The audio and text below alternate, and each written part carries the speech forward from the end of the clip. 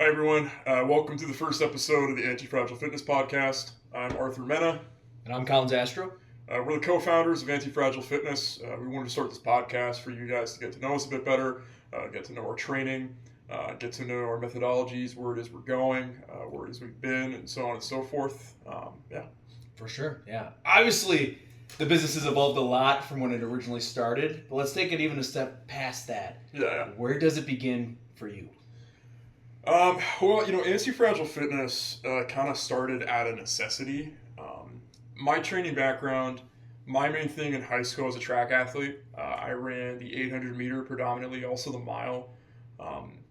As my first high school. My second high school, when I transferred, the section rules said that I couldn't run varsity for a year. So I actually went back to something I did for my entire life, which was acting. My mom's an opera singer, so I grew up singing, I grew up acting. And that had me be a bit more social in my second high school because I was a bit of a brawling punk in my first high school, to be honest. So, but then I actually went to an acting school in England. I got into a drama conservatoire, and when I was there, it felt very clear that I needed to do something physical outside of just movement class and stretching and things like that. And I asked if I could do track. And they said no, because they're afraid that my body's going to be too tense, being too explosive. They're like, oh, look, you can do martial arts. I was like, oh, okay, cool. So I was going to choose between Kung Fu and Muay Thai. And the closer gym to me was a Muay Thai gym, and it turned out to be the best one in the UK at the time. So that's really what got my training started. Throughout that, I came home to California, the Bay Area where I'm from. There was no Muay Thai near me. I didn't have a car. So I started learning under... I learned strength sports stuff under a guy named Charlie Grazer. He was a Tennessee State champion bodybuilder and powerlifter, and he said, you've got the frame to be, a competitive bodybuilder, and that wasn't necessarily something I was interested in. And when I got a second job working as a bouncer, I had an extra bit of money, so I found a gym that was run by a guy named Ivan Batnich. It's no longer there. It's called IB Strong, but he was a Div 1 football player. He's a kettlebell expert. He fought in Bellator as well. So I completely changed the way that I trained. That was the sort of biggest milestone in my knowledge, is training under Ivan. And then I learned under a guy named Levi Marquardt, who some people may have seen on Instagram. The reason why I started training with him is I couldn't afford Ivan's gym anymore at the time, so I didn't train at a cheaper gym, but I needed good programming like that. So I sent Levi an email saying, hey, I'm really interested. I need a training program for Muay Thai. So I started training kickboxing, Muay Thai under a guy named Jerome Turcan. He's a French heavyweight world champion. And I said, I need fitness that kind of in this sort of template. I want to get really strong at odd angles like you did. Because I saw a video of him doing a 205-pound Turkish get-up. Wow. Byzantine get-up, as we call it, with a barbell. And my mind just went to I didn't know it was possible.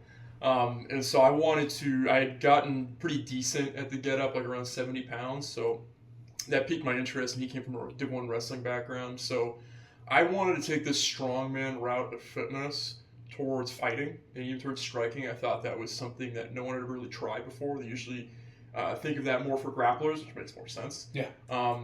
And so then I trained on the programs under John Welburn after that, more athletic training, sprints, power blocks, things like that. I got injured. Moving to New York, I didn't train for about 2 months while working 100-hour weeks to save to move to New York City. I had made a habit while I was in California of lifting kegs, and I hadn't trained for 2 months, and I lifted a keg in New York, and right side of the lower back. Man. That was brutal. So I went to, I started rehabbing it myself, and I got to a pretty good place up until 2020, and that's when COVID hit. I re-injured it during COVID. And I was, I refused to take unemployment. And so I was working a overnight security job with a 2-hour commute each way. I was sleep deprived. I was below the poverty line by national standards, and I was below the poverty line, especially by Californian standards, with the cost of living there. So I started finding ways to train.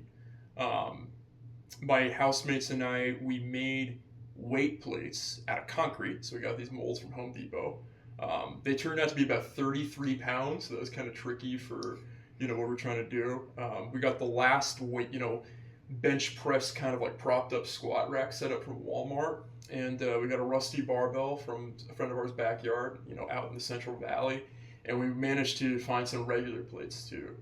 And it was at this point where I figured, like, I'm going to keep training, even though I'm sleep deprived and malnourished. So I started researching different methodologies that were going to allow me to progress in strength, progress in power, progress in endurance. The one thing that kind of dipped was hypertrophy, because you really need good sleep and nutrients for that. But that kind of notion of being anti-fragile, where it's like, I'm not going to let these circumstances dictate whether or not I can train. And that's how it sort of started. Yeah. How did your training approach change and evolve with the fighting starting off? Well, so for instance, like when I was training, I mean, Charlie Razor is a phenomenal coach. I mean, really, just a great person too. He, I don't know if he was like trying to make me into a bodybuilder, but the stuff I was getting was just making me so immobile. And at the time, I didn't really know how to counteract that. Like, I didn't have the knowledge base at the time. I was like 20 years old, I want to say. So, for instance, I was doing a superset climbing, like a step loading superset. So it started at a 5x5 squat and deadlift. So it's like you do 5 squats and 5 deadlifts at 275, right? Okay. Then you do that again. Then you do 6x6. You do 7x7, 8x8, 9x9, 10x10. So you're doing 200 reps of that. Oh my gosh. And then you jump up to 325, right? So I got to 325 all the way to the 10s, and I got to 375. And I was doing that while doing sprints, while doing a marathon runners program for running, while sparring. And I was just, I redlined myself to such an extent that I remember it was one night I got brutally ill on the last 7x7, 375 I was doing. And I said, I don't think I can spar. And I was sidelined for about 3 weeks. And I remember my legs were like much bigger than they are now. And I could barely kick. Like, I was so slow in sparring. And I just said, there's something I'm really missing here. And I need to figure out what that is. And I started experimenting a bit on my own, but when I met Ivan, he said, why do you want to train this way? Why do you want to be so huge? Like, you should get huge based on opening up different pathways in your body that are going to be conducive to exerting force at odd angles. So he didn't demonize max effort. His split was max effort lower body, max effort upper body, dynamic effort lower body, dynamic effort upper body, and then Friday should be a strongman day. Kind of almost sounds like a conjugate hybrid. Kinda, yeah. I mean, this is when conjugate was all the rage. Mm-hmm. Westside Barbell had a hold on American strength sports like 2008 to, I want to say 2020, when Jailhouse Strong really started becoming more prominent when it comes to American lifting programs. So it's like we were doing a lot of, Byzantine get-ups. We were doing a lot of single-side movements. We were doing like rolling thunder carries with single side for suitcase carries. We did a lot of yoke carries. We did speed floor press. We did Olympic lifts for those of us who were able. We did speed rack pulls. We did single leg squats. We did teapot lunges. We had some really interesting like wrestling conditioning burners where we did 10 minutes of burpee slam balls, like with really, really heavy slam balls. We would do back bridges and walk with back bridges. So it's just like the elasticity and lengthening that was coming to fruition while getting stronger was immense. And I noticed parts of my body that weren't being reached in hypertrophy wise were getting bigger. Like, so some areas of the rhomboids and the rear delts, the lower lats, these weren't areas that I was hitting in these sort of classical power building programs, if that makes sense. For sure. When it came from the incredible levels of overtraining that you were going through initially, and then the transfer into more of a refined athletic approach, how long did it take to transition into that? Was there any rough points, or was it pretty, did your body adapt quick? Well, I think it's funny, my body was like craving this like hyper stimulus. So it's almost like my body had gotten used to overtraining, but it's almost like a freight train if it had stopped, and it really stopped bad. So it was almost like freight train was like kind of lowering the pace and becoming a bit more sustainable, and then picking up speed greater without it being fatal. It may not be the best analogy, but I would say it took me about 3 weeks Or actually about 2 weeks. 2 weeks to adapt. Yeah, I mean, what we know now is like 2 weeks is really the time it takes to facilitate a change, facilitate an adaptation. So yeah, that's when I really adapted, and that gave me more space to hit, my Muay Thai workouts with more intensity because I was showing up to Muay Thai exhausted, and like your strength and conditioning shouldn't be doing that. That means you're doing something wrong. But again, I needed a lot of guidance at this time. My mind was just like go hard all of the time at every chance you could possibly get because that's all you have when you're that young. You just have zeal, right?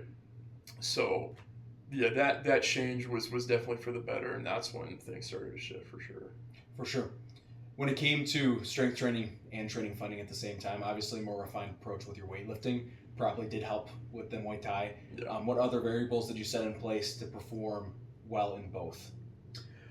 So this is before I understood the term rate of perceived exertion. So I noticed that if I did anything at a 7 or higher for rate of perceived exertion, I needed about 6 hours before I was, going to do something that was another 7 or higher, right? So in between, I, with shadow box, I would do lighter efforts. I would do zone 2 cardio.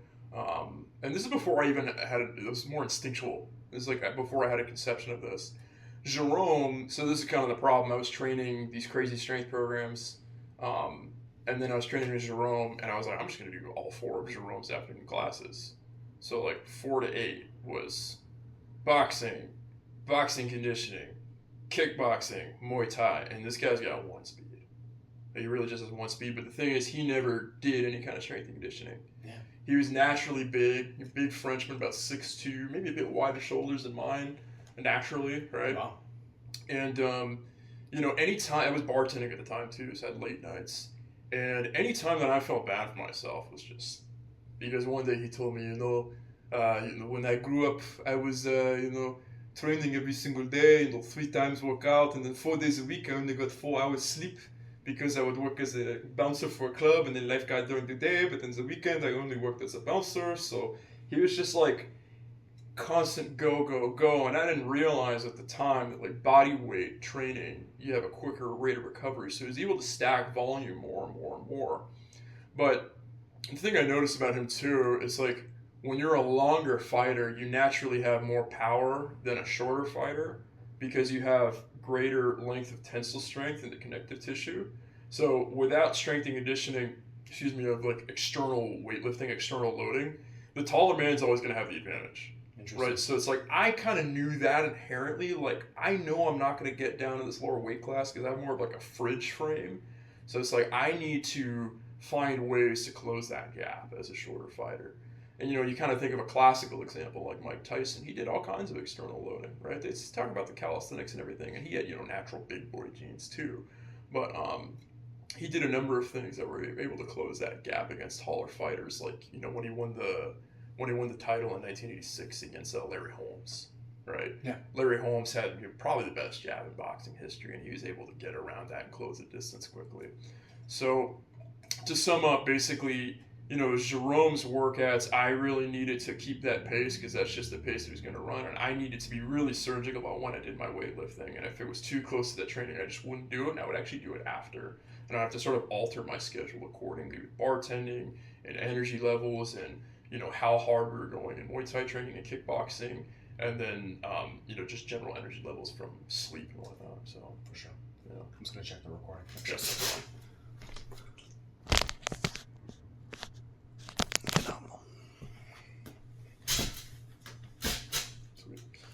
How long were you at the gym for? Which one? With the Frenchman. I got there August of 2017, and I left in the summer of 2018. Okay. I was going to move to the city. I was moving to San Francisco, and then I was going to take the BART down to Combat Sports Academy in Dublin, California, where I noticed they had a much more integrated system with strength and conditioning, more CrossFit stuff because they're a big CrossFit gym too. My idea was I was going to, do my own training. They were going to I could tell in their sessions they had different gears of intensity. They weren't going balls to the wall all the time, and they had the bodies.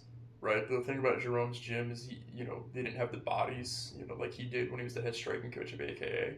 And that's kind of like really important with, you know, picking a combat sports gym. If you want to compete, you need the coaching and you need the bodies too. Iron sharpens iron. You don't want to have to rely on visiting gyms for sparring. You want to be able to train with those people every single day. So, you know, it wasn't a long time at that gym, but that was a pretty big milestone in my technique. It was a milestone in, you know, me mastering sort of rotational combinations that are, you know, indicative of Dutch kickboxing. And kind of an added element that he has that other people don't is sabat, like French kickboxing, very evasive, very ballet-like. And to this day, that kind of like, despite me looking the way I do, I'm like very odd angle, odd timing fighter because of that. Yeah. So, yeah. When you're training at the gym, obviously lots of strength and conditioning, lots of fighting. What did a normal work day look for you in terms of how did you put all three, work, fighting, training, lifting weights, and conditioning? How did that all fall together? Well, you know, at this time, I was listening to the Jocko podcast more than any other podcast, and Discipline Equals Freedom had just came out, and, you know, I was reading that book, and I was, you know, I really took to heart the fact that he slept 5.5 hours. I'm like, well, if he can do it, I can do it. And, you know, that's more like a genetic thing for him. Yeah. I didn't realize that. So it's just like, yeah, I just need to get 5 hours of sleep. Like 5.5 hours of sleep, I'm square, right? So, like, let's take a weekend, for instance, right? It's Friday, right? I would get up. If I worked, did I work the Thursday bartending? Yeah, I did work the Thursday bartending shift. So I would get off at 2. Yeah, I would get off at 2. I would go to Denny's and get 2 everyday value slams with egg whites, turkey bacon, and wheat pancakes. So it's about $8. Delicious. It was really good. And this Denny's was pretty ghetto. And so they wouldn't give us utensils in time. I was in such a hurry. I was eating with my hands. And, like, people I work with joke, I'm like, bro, you're going straight to hell. Like, the way you're eating right now, I'm like, don't worry about it, yeah. And I would call an Uber, and I would go to, you know, the gym I had was 24-hour, and I would train from, like, 4 to 5 or 6, depending on how tired I was. And I would sleep from, like, 6 to around noon. And then I would train from 2 to 7. Okay. Yeah, 2 to 7. So those days, like on Thursdays, I couldn't show up all the way to 8, which sucked because at 7 was a Sambo class I really wanted to go to, and I didn't get to go. So then I would clock in at 8 again to do it all over again on the Friday. The first part of your day almost kind of sounds like Mike Tyson's routine, where he wakes up, gets a workout in, goes back to sleep, wakes up, works out again. Yeah. Except you didn't have the added workload of... Did not have, yeah. And I did not have the extra sleep, so... Yeah. Were you recovering with your 5 hours of sleep? Probably not. Probably not? Probably Were you getting better? I was getting better. Yeah. I mean, I was willing it. Yeah. Right? And it's like, I had no conception of, like, the endocrine system. So it's just like, every week, we just get heavier and heavier. And sometimes I would hit a wall, and I would, like, take a 10-minute rest and just, like, really grind out new PRs. And I kind of had I was abusing caffeine like there was no tomorrow. And, yeah, I was grinding these reps out, but in the back of my head, I was just like, I don't feel like this is sustainable. Yeah. Like, it's poetic. Like, you feel like you're conquering something, you know? And as I get starry-eyed just thinking about those days. And, but, yeah, I just knew something's gonna give. Yeah. And I could feel, too, that, like, I had an issue with that part of the lower back, but my strength was bailing me out to such an extent, but the connective tissue and the configuration was so tight that I felt like if I stopped strength training and then start again, I'm probably going to injure something, and that's what happened. So it's like my body was telling me, like, we know the connective tissue now stores information. We'll sort of send you messages to the brain, telling you, like, hey, this is kind of off if you really listen to your body. And that's what happened when I had 2 months off of training and moved to New York, and then that happened. Yeah. How long were you in New York for? 6 months. Okay. Yeah. Why'd you leave? You know, I went there for the wrong reasons, and it became... I kind of always had in the back of my mind, maybe New York would be a final destination, because my dad's a New Yorker, and I grew up going to New York, and I loved it. I loved the intensity of it. I'm a city boy at heart. Like, I like city or wilderness. I don't do well in suburbs. I don't do well in rural places. Yeah. And I realized I didn't have a reason to be there. And I lived across the street from a bar called the Big Whiskey in Brooklyn. So there was a guy in there, he played Crystal Castles, and I remember, you know, chopping it up, and he was telling me about this time tied to this one Crystal Castle song, about how he really realized he was in New York for the wrong reasons, and he had to find the right reasons, because he was getting crushed by not having a why to be in New York. Yeah. And I, like, stopped to think about it. I'm like, what am I doing here? Everything was so much more expensive than San Francisco, which is saying something because San Francisco is very expensive and it was lower quality. At the time, rent was higher in San Francisco, but what it wouldn't tell you in New York City is that slightly lower rent, you were getting much less space. So you're constantly packed like a sardine. I was on the tail end of New York being a competent place. It's like Bloomberg was still mayor like 3 years prior, something like that. But the train started breaking down, more homeless on the street, more crime. And I remember walking around Midtown one day, just saying to myself, like, I hate this place. And I decided I was waiting on a really good job, a bartending job at this place called the Edition Hotel. That was going to be in Times Square and it just opened. And I preemptively quit my job because I was told that's what I'm going to need to do to get this job in New York. I'd have to like drop it immediately. And I didn't like the idea of just quitting and not giving a 2 week because I know how stressful that can be to a bar, let alone a bar in New York. So I was like, all right, my contact at this place says like, yeah, you're basically a shoo-in. And so, give you 2 weeks. And at this point, I wasn't sure if I was going to stay, so I was doing all these sublets. So I stayed in this sublet. I was like, all right, I'm going to be here for 3 weeks in this place in Brooklyn across the street from the projects. If I don't hear back, I'm going home, right? I didn't hear back. I bought a plane ticket home. I had my layover in Denver. I checked my email. It said that I'm in the final stage of interviews. I'm like, if I made that deal with myself and they tell me right after, I don't belong there. Yeah. So I went home to San Francisco. Started bartending across the street from where the Giants play, Oracle Park. And yeah, when COVID hit, that hotel shut down. So it's huge, 50-story hotel, like beautiful decor. It's a series of hotels run by the guy who founded the legendary club Studio 54, which my dad used to party at when he grew up in New York. Yeah, it was defunct. So it's just like, okay, I kind of dodged a bullet. I knew that New York ultimately wasn't for me. I was more West Coast than I realized at the time. And yeah, so I came back home. All right, and that was during COVID, right? Or the beginning of COVID? That was 2019. 2019. Yeah, so I was literally in San Francisco for a year before COVID hit. All right. Yeah. So weird times. Very strange times. Yeah. So were things going great in San Francisco for that year before COVID? Was everything going? I was still plan? Yeah. I was rehabbing that injury that I got in New York. So that was kind of a crucible and like I don't know, just kind of a lingering failure of being in New York wasn't good. I started to make really good money bartending. You can make really, really good money bartending in San Francisco. And I was trying to position myself with 2 jobs that would allow me to train the extent that I wanted to train while working as little hours as possible. So I had a number in my mind. I want to reach that number to work 30 hours a week. And I had just gotten in these 2 new bars in Oakland that were huge. And Oakland was blowing up at the time. Like Oakland was the place to be because the Warriors kept winning, so the city just kept getting gentrified. Yeah. And so I was like, this is great. I've got 30 hours a week to train. So 30 hours a week of work, which means I can train full time and like get more sleep. I can be a bit healthier. My training was getting increasingly, savvier to this type of thing. Yeah. And then Uncle Gavin shut down the bars and nothing. I had $3,000 of overhead, and I went from making 6 figures a year to making nothing. So I had the choice to take $3,000 of unemployment a month, prayed about it. I wasn't really even very Christian at the time. Little voice told me, like, don't do it.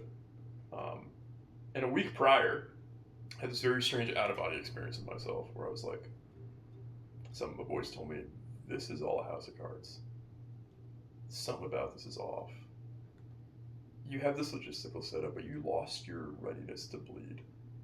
You lost your zeal. You're being too analytical about this. You've lost that spirit of things. And really, when I started taking life super seriously and training super seriously, I had started taking my faith super seriously. And I was sort of off that path for a number of reasons. And COVID hit, and really it was about returning to that kind of lifestyle, returning to training consistently, and returning to the faith. Yeah. So I really committed to orthodoxy at the end of 2021, and I was better for it. I started doing the workouts, the frameworks that make up anti-fragile fitness, the baseline, the foundation, and I started writing programs for people for free on Instagram. And I was like, all right, well, these programs that I devised at an overnight security desk are working great for me. let's say that work for other people. Like maybe I'm just, you know, a hyper responder. You never know. I gave it to 6 different people, and they're like, my strength is through the roof, unlike anything I've ever felt. And a couple people would come to me saying, hey, can I talk to you? I'm like, yeah, sure. And they'd say, so I'm like stronger than ever. I'm like, cool. Like I feel great. I got no pain. Awesome. Like I'm bigger too. I was like, that's great. What's the problem? He's like, I feel like I'm not working that hard. I'm like, that's the point. Yep. That is the point. Like, yeah, does it mean like you shouldn't be working hard? Like it is weightlifting. It's not going to be like, I don't know, going to a spa. Right, but it wasn't like this debilitating, I might not make it, you know? Yeah. I tore something and I'm going to keep training. That's kind of indicative of American training, you know, due to West Side. Yes, especially West Side. Building monsters and then having a break after 5 years. Well, and this is the thing, like, we're obviously very rooted in Soviet sports science, and Louis Simmons was characterized as someone who's like, oh, he read all the Soviet texts, but if you see the programs of the West Side, it's just the Bulgarian system. And so what is the Bulgarian system? It's a system that rivaled the Soviet system, but they didn't win as many medals as the Soviet system. And the Soviet athletes were competing for 30 years. The Bulgarian athletes, nowhere near as long, and most of them were getting injured. And the head coach of the Bulgarian Olympic team, he was asked, like, you know, there was a lot of criticism of your system with so many people getting injured. And he says, in war, there are always casualties. Which is like a really badass line. You can't lie, but it's like, okay. A couple of those athletes, if you reconfigure them, they'd probably be champions too if you weren't doing this crazy stimulus that wasn't conducive to their insertion points or, you know, the strength of their discs, right? Some people are born with different bone densities and strength in different discs, and certain lifts can be better for people's insertion points, connective tissue, and yada yada. None of these things are taken into account. It was just like, go or die. And when you're running a training business, like, you don't want people to sign away from like, hey, you might get super injured. Yeah. And we'll see what happens. Like, I don't think that's, if you have a mission statement of people being stronger and healthier, you don't give them training that debilitates them. Exactly. You know, so. Yeah. Well, you said earlier about the losing your willingness to bleed. Like, yeah. Initially, like, your training went from intensity every single day. Yeah. Deadlifting, you know, maxing out essentially, frequently. Yeah. And then you got very analytical about it. Yeah. And then right now, would you say that you're kind of like in the middle ground to where it's just intensity, but you can choose where to apply it? Yeah. I think that's the goal, man. You know, because it's like, I think for us, like AFF, it's like you got one side, you know, all the advanced stuff we're doing, blood work, metabolic pathways, biomarkers, sleep, recovery, right? You know, just general wellness, micronutrients, connective tissue, all, you know, neurological programming, self-psyoping that we're, you know, the anti-fragile psyop division, that it's going to go follow that anti.fragile.psyops, right? Just kind of self-psyoping and priming the central nervous system. That's one side of things. The other side of fitness is like, you just got to grind, you know, you just got to put on the side B from My War by Black Flag and just have these painful grinding reps, and, you know, you're telling yourself this story of Sisyphus carrying the rock up on the mountain time and time again. Like, if you can get in the middle of those, you're going to go a long way. Yeah. And, you know, there's all kinds of different parallels about that, too. It's like you have the sympathetic nervous system, you know, the neurons on the thoracic spine. These are your go neurons. These are your, you know, max effort neurons. This is your hyper-focused neurons, right? And then you have the enteric nervous system. That's your digestion. That's more of a different wing of the autonomic nervous system. But the other side, the parasympathetic, craniosacral, rest and digest, recovery, reflect. You can kind of get away in weightlifting sometimes with neglecting that a bit, and fighting, forget it. Why can't you get away with that in fighting? If you want to progress, technically, if you want the concepts and the pattern recognition to really solidify in your central nervous system, in your brain, in the back part of your brain where it's reactive, you need to give yourself time to recover. You need to give yourself the time, the space to visualize, to touch grass, right? To put your bare feet on grass and say, you know, like, this is the way that I see forward, right? This is the way I want the fight to go. This is the kind of fighter I want to be. I want to eliminate these habits, and I want to promote these habits. You're not going to get there with hard sparring. You're not going to get there with overtraining. You're not going to get there with grinding everything out. I've trained with a lot of people like that. In fact, when I was in Poland, those people don't know the meaning of technical sparring yet. Like, I would tell people, like, hey, you know, I spar light. Like, yes, of course. And immediately plants his feet and throws the overhand like his life depends on it. And I threw a teep at the guy, and he just like, what the hell was that? And I was just like, okay, if you want to get tough, cool. Like, there's a time and a place. You go to a gym to get tough for a while, right? They had really good Dutch fundamentals, really good rotational combos, but I felt like there was an element missing. And, that if you want to get at the pinnacle of technique, you need both. You need both sides of fitness. You need the sympathetic and parasympathetic nervous system that we're talking about. A willingness to bleed, and also a willingness to be in danger without reacting. Kind of be in open water, like huge depth, and just be calm. Yeah. Just be calm in the chaos. Be able to see. Don't see red, right? Yeah. And that's I think that's really the main philosophy of being anti-fragile. It's just like understanding the situation at hand and adapting accordingly. For sure. How did you stumble across the appropriate methods for finding out how much people can tolerate, and then the levels you should push that to? In terms of, I would say weightlifting mainly. Yeah. It's like you start to read like sports science papers. I'd stumbled upon an archive, and so I started reading papers from the 70s, both in America and Eastern Europe. That was, the 1970s is the period of time when research was really at a cutting edge. And then the 1980s, you started to see the Soviet weightlifting system in the East, and then Ed Cohn's powerlifting system, who's like the best Western powerlifter ever. And that's the one American system that the Soviets really respected, because he inadvertently understood rate of perceived exertion and inadvertently understood principles of the endocrine system. You can, even if you're on steroids, the endocrine system can take 2 heavy lifting weeks out of 4, right? So you're not going to do this perpetual cycling, right? Like, how many programs have you seen? It's like week 1, this weight, heavier, week 2, 3, 4, 5, 6, even heavier, 7 deload, week 8, 1 rep maximum, and you like barely squeak by, and then week 1 of the next program, you're nowhere near that weight, because you didn't give your body the space to actually solidify the adaptation, to be consistent. What do we want as athletes? We want that strength to be there on any given day. Not in a day when we like got 12 hours of sleep, drank 3 of these, had 2 steaks, double-barreled smelling salts, and listened to Turnstile at full blast for 1 rep maximum. That's not consistent. Yeah. Right? So that's Ed Cohn, when he was asked by a young lifter, like, what advice would you give to young lifters? He said, what separated me is I was very, very, very specific about the weights that I lifted. And I never cheated. That's it. All these memes saying like, oh, I'm going to stick to program, dork. No, like the best in America, right? Let's just keep the East out for a second. The best in the United States, the best in the West, stuck to program. He adapted based on his body, but he didn't go balls to the wall. If you have windows where you feel like you're a bit stronger on that day and you feel like you can push it without putting your body on a shutdown, by all means, right? Because changes in nature are sudden and discrete. So you have that little window, take it, right? Like if you're within a certain RPE, if you're within a certain percentage, by all means, that means something is shifting in your body. Take the opportunity. But if you're feeling like shit one day, right, and you're just like, no, I just want to power through it, like, probably not going to see results when you zoom out in a year's time. It's just like I had the stalling, and if I didn't do that, I zoom out. The ripple effect is a lot bigger than you realize, right? Yeah. That's where periodization comes into play, and that takes mental discipline, and it takes restraint, which is not a popular thing in the West. Yeah, How do you teach new lifters to have that restraint? Well, this is the thing with new lifters, right? New lifters, we're dealing with new gains.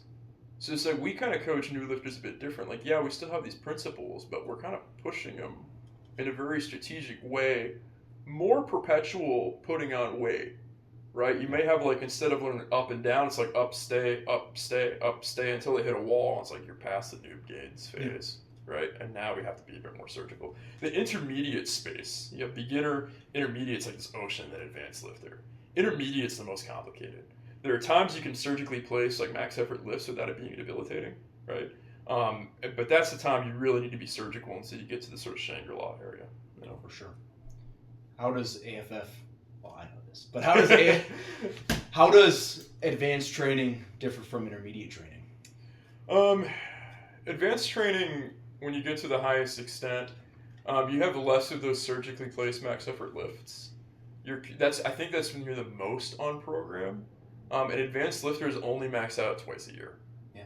right? So that's like even more restrictive, right? But at the same time, the gains come slower.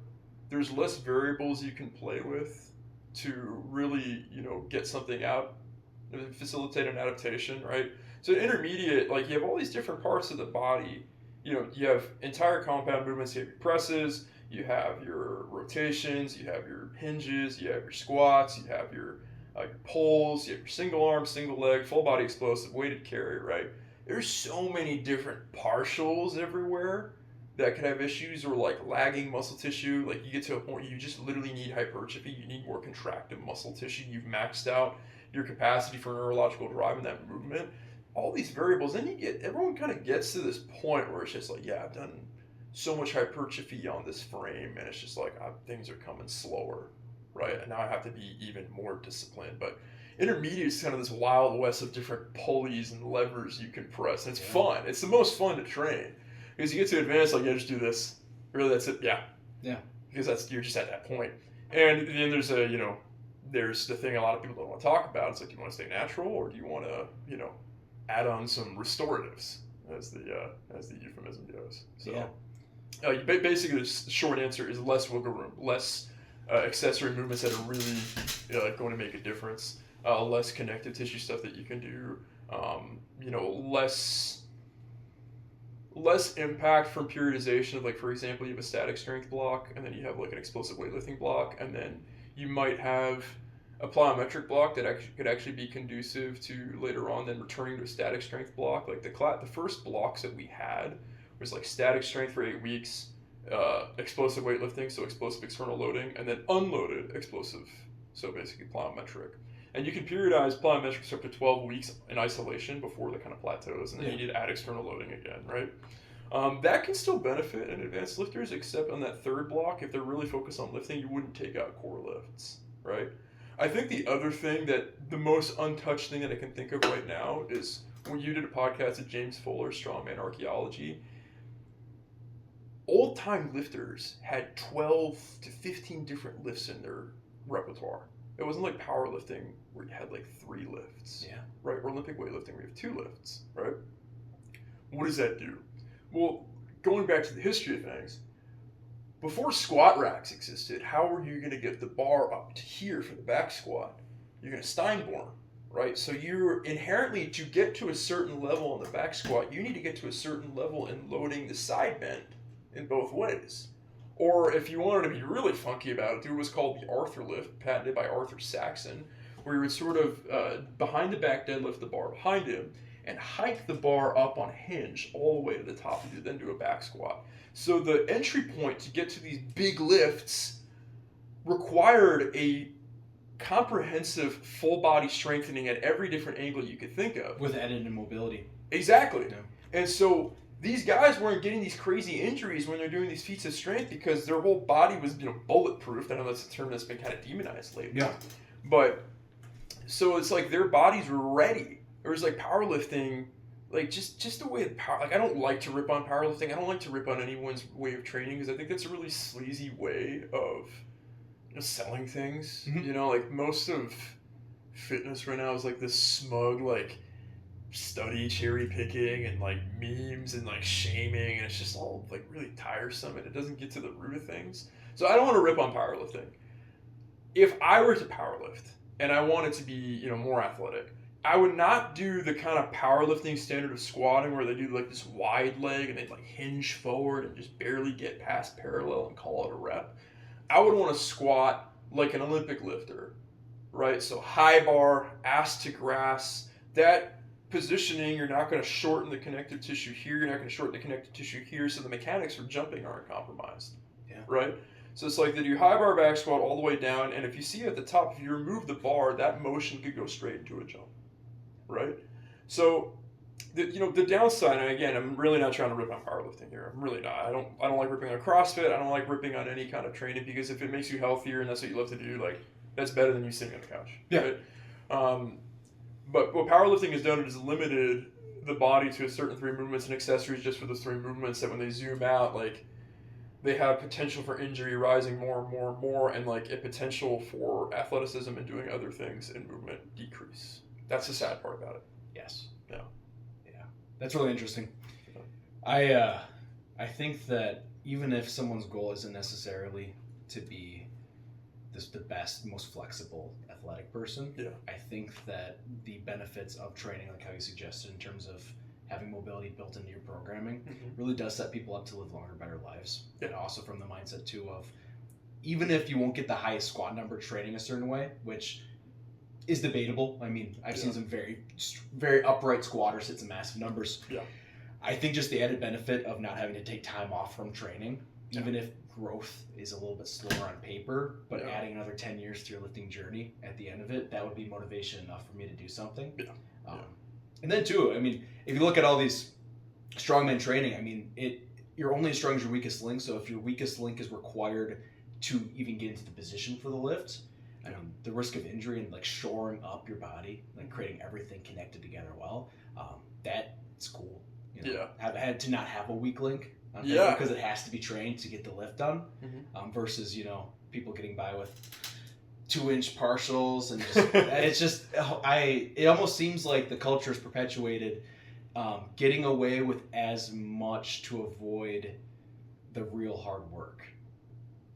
Yeah, and there are certain contexts where like really emphasizing partials makes sense. Like kind of like a controversial thing I'll say is like Joel Seedman, right? Joel Seedman is like the most ripped on trainer out there, right?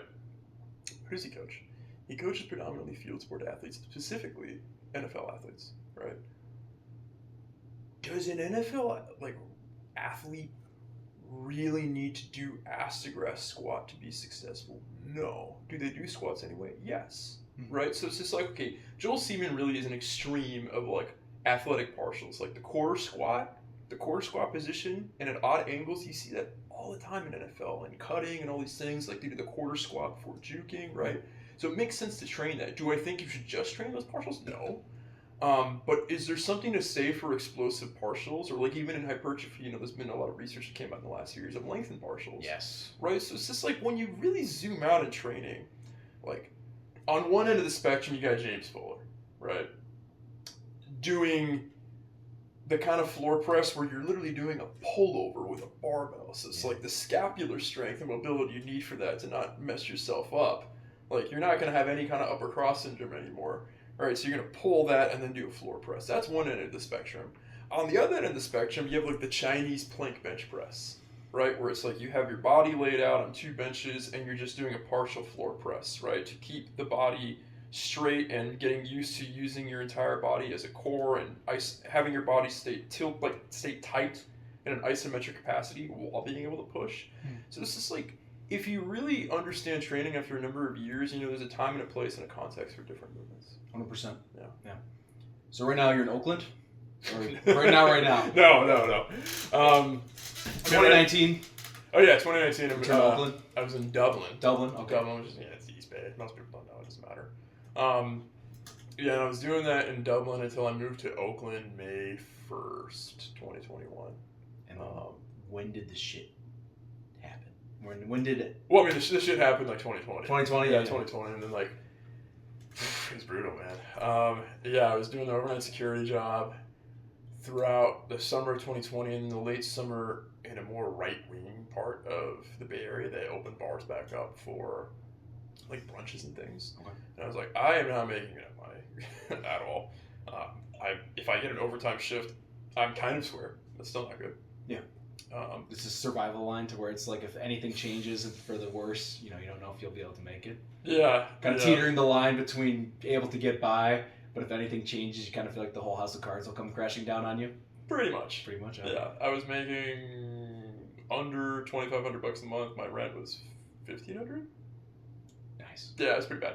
And things just cost more in San Francisco, right? So, I got this brunch bartending job, and that is a place called, just be really open, it's a place called Pleasanton, pretty close to where I lived, except I was doing overnight security in San Francisco. So there was one point where on a weekend, Friday night, I clock in San Francisco at 10:30. I get off at 7 a.m. Saturday. I take the BART to Pleasanton and take a bus from the BART station to the bar to clock in at 10 a.m. not much sleep there. So I'm sleeping in the BART and I'm sleeping on the bus. I get there, I do 10 burpees to wake myself up. I bartend from 10:30 a.m. to 5 p.m. And then I take a BART to San Francisco again. I sleep in the lounge there, and then I clock in at 10:30. I get off at 7 a.m. on Sunday. I take the BART back to Pleasanton. Do the same thing. I clock in at 10:30. I finish at 7 on that shift. Then I take the BART back to San Francisco, clock in at 10:30, and I finish at 7 a.m. on Monday morning. I work 40 hours from Friday night to Monday morning. I was a zombie, man. Like, it was by that last, like, it's 5 shifts in a weekend. By that last shift, I was just like, I would get off on Monday morning and I would walk from, I did overnight security right next to where the Warriors play at the Chase Center. And my BART was at Embarcadero, so it's like 2 miles away, something like that. And sometimes I would just walk and soak up the sunlight. And actually, a big thing I should mention, I think something that was keeping me alive was the California sunshine. Yeah. And grounding. Yes. I grounded as much as possible. My breaks, just because that's the only thing we know can accelerate recovery. It's a very important thing. So grounding and sunlight, like, I was walking and I was like damn near hallucinating. Like, I was just like, I was so like euphoric and ethereal and just like, whoa.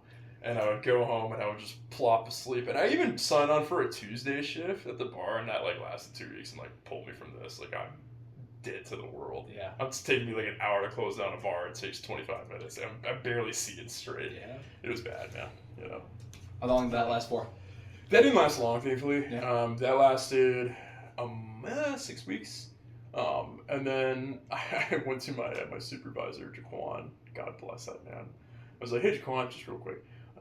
Yeah, so I'm doing this brunch bartending thing, and I'm like working in this weekend. And yeah, can I jump on that other position at like a different job site nearby so that way I can sleep more? He's like, yeah, that's okay. I'm like, thank you so much, man. I appreciate it.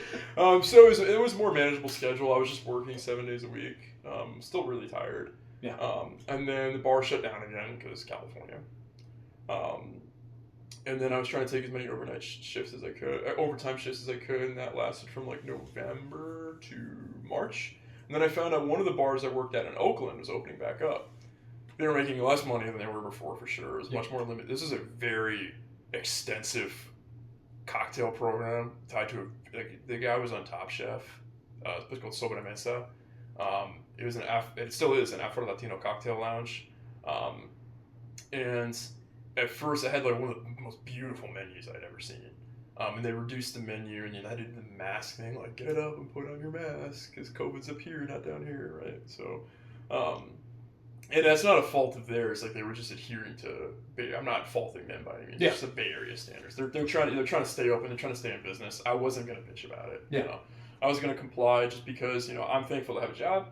I'm thankful for such a hospitable staff. I'm thankful for such an understanding staff that knows that I'm exhausted. What I didn't realize was that from March until July, or March until like June, when the second bar I worked in Oakland was going to open back up, I was pulling 2 all-nighters a week without realizing it. I was just going. Yeah. Right? Because I was working overnight security Sunday night through Friday morning, and then I would have a bartending shift Friday night, and then I'll have a bartending shift Saturday night, and then I'll have the bartending shift on Sunday. So what was happening is I was pulling an all-nighter between Thursday and Friday, and I was pulling an all-nighter between Sunday and Monday. And it never really occurred to me because I was just like a death walker, just kept going. Yeah. And I was like, why am I so irritable and tired all the time? And then I figured out why. And at this point, like, I thought I was going to be a cop. So I'd applied to all these police jobs, and I wanted to move to San Diego. I wanted to move to San Diego to train at Victory MMA for Jocko and Dean Lister, and Kevin Ross now coach there, greatest American Muay Thai fighter ever, and Dominic Cruz, one of heroes growing up in MMA, just this cerebral approach, just kind of like a punk misfit. And like, all right, I'm going to move to San Diego. Like, that's where I'm going, right? Yeah. So I'd done a fitness test for, like, just a standardized fitness test for the Bay Area Police, and it was all the way down in like the southern tip of San Jose between Morgan Hill, and I was in San Francisco, And so I got off at 7 a.m. and my test was at noon. I was like, I'm going to go to the break room. I'm going to sleep. I got on the Caltrain. I slept on the Caltrain. I got on the bus all the way from San Jose to Dearden Station to this spot in the middle of nowhere. And then I get off on the bus and I see that freaking place is like a mile away. And I got my backpack and everything. And I'm like, you got to be kidding me. And I run. I run before I'm going to do this fitness test. And I get in there and I have this hoodie and this bandana and this backpack. And I was like, I just walk in, they get all freaked out like I'm some kind of terrorist or something, right? And they're like, excuse me. I was like, oh, hey, sorry, I'm here for the fitness test. And they're like, oh, can I see some ID? I'm like, yeah, here. And they're like, oh, okay, cool, yeah. And it starts with a 1.5 mile run. I did it in 8 minutes and 3 seconds. Wow. Because I had really done the conditioning, taking the conditioning workout seriously. I took running seriously more at the time because I had a beautiful trail near where I was living. And I told them, I'm so sorry I'm late. I just got off work in San Francisco at 7 a.m. I take the bus and trained out here. They're like, how'd you get from the bus stop? They're like, I ran. They're like, do you want some time to rest? I'm like, no, that's fine. I'll do it with everybody else.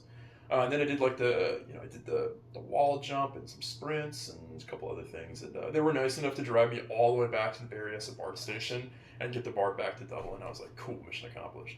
But when I applied for the Chula Vista Police Department, I got a 99 on my interview out of 100, which is great. Yeah. They said, but we need you to do our fitness test, even though it was the same fitness test. I was like, wait, so I gotta go to San Diego.